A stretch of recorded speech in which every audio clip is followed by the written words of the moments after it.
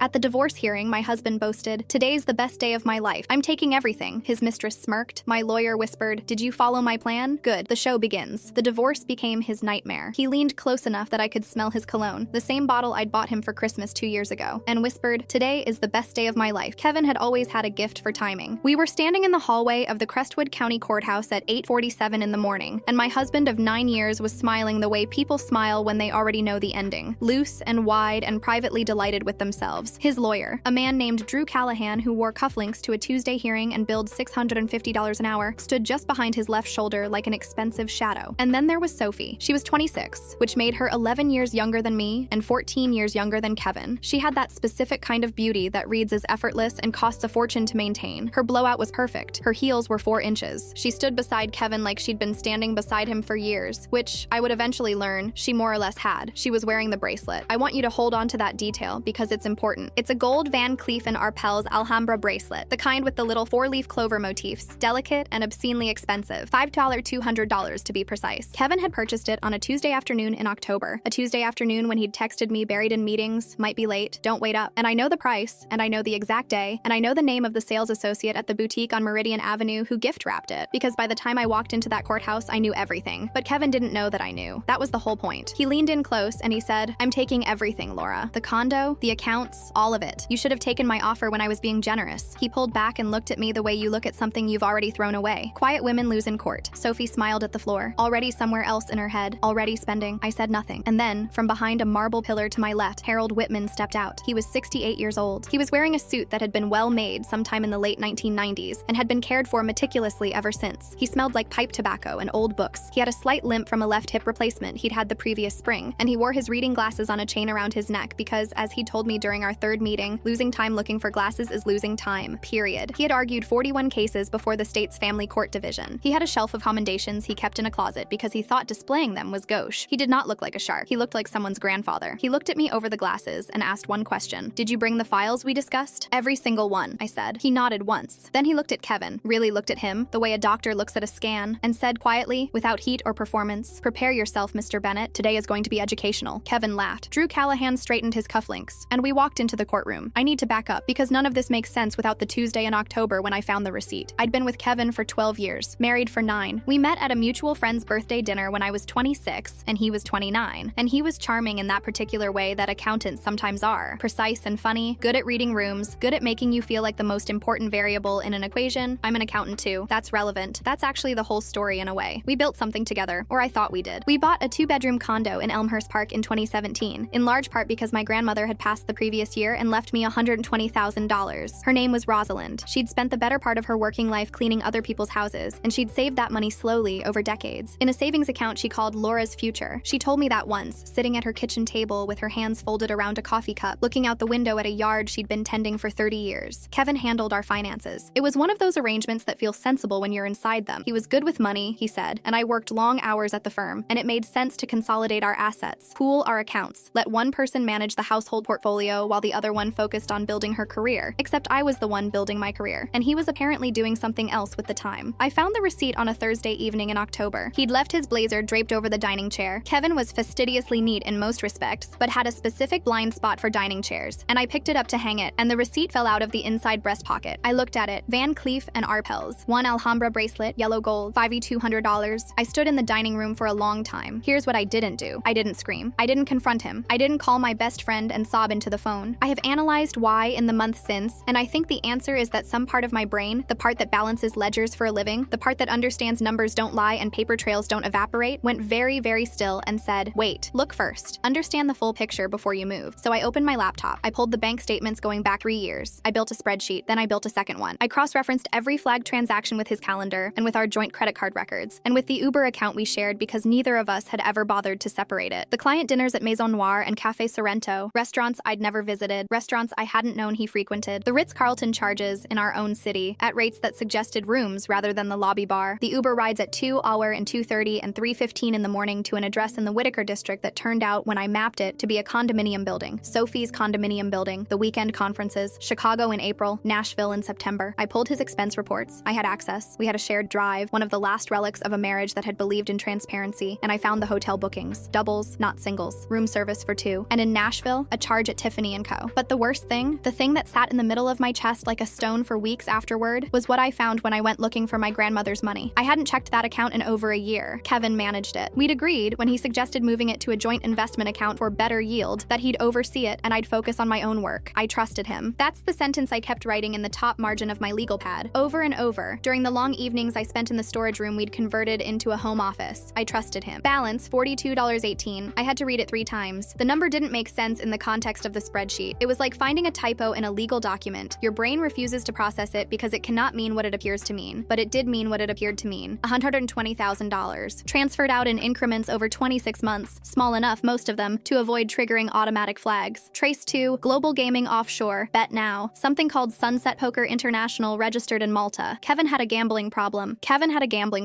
And he had been funding it with my grandmother's life savings. And he had been funding his mistress with my salary. And he had been doing both of these things simultaneously for years, while texting me that he was buried in meetings. I sat on the storage room floor for about 20 minutes. Then I got up, went to the kitchen, poured a glass of water, and went back to the spreadsheet. I found Harold Whitman through a referral from a colleague whose sister had gone through a contested divorce 3 years earlier involving hidden assets. My colleague described Whitman as terrifying in the best possible way, which is not the kind of description that usually appears on a law firm's website. When I walked into his office, a cluttered second-floor suite above a dry cleaner on Clement Street, with bookshelves that appeared to be losing a structural argument with gravity, he was reading something through his glasses on the chain, and he did not immediately look up. "Sit down," he said. "I'll be 1 moment." I sat. I placed my binder on the desk. It was 3 inches thick at that point, with color-coded tabs and a table of contents I'd formatted myself. He put down whatever he was reading and looked at the binder. Then he looked at me. "What did you do before you became a client?" he asked. "I'm a senior accountant at Mercer & Flynn. I've been there for 7 years. He opened the binder. He spent 22 minutes reading it. I know because I timed it. He asked 4 questions during those 22 minutes, all of them precise and technical, about chain of custody for the bank records, about whether the investment account transfer authorizations bore both signatures or just Kevin's, about the specific platform names I'd traced the gambling transfers to. His face showed nothing. His voice showed nothing. When he finished, he closed the binder and said, "You didn't come here for sympathy." "I came for my assets," I said, "and his accountability." He smiled then, small and quiet and, yes, a little terrifying. "Here's what we're going to do," he said. "Nothing, for now." I stared at him. His lawyer is Drew Callahan. Drew Callahan is good at what he does, which is performing confidence in front of a judge and pressuring opposing counsel into settlements before anyone looks too closely at the evidence. He's going to file first, and he's going to file loudly, and he's going to paint you as a non-contributing spouse who's attempting to complicate a clean dissolution. He'll make offers. They'll seem almost reasonable, and I say no. You say no, and you say very little else, and you let Kevin believe he has already won. Whitman removed his glasses and polished them with his tie. We let him walk into that courtroom completely confident. We let him lie on the record. And then